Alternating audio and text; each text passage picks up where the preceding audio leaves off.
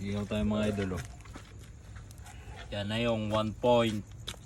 1.2 M. Yan o. 2 kilo mahigit yan. 2 piraso. Ihaw. Tapos ito.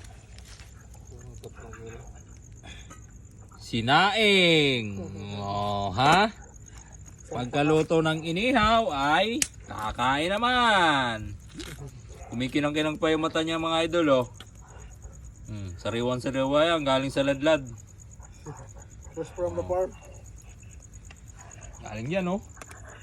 Yan, yung ilog na yan. Fish farm ni Kapaklas. Yan yung aming malaking fish pond, ang bangus. Diyan.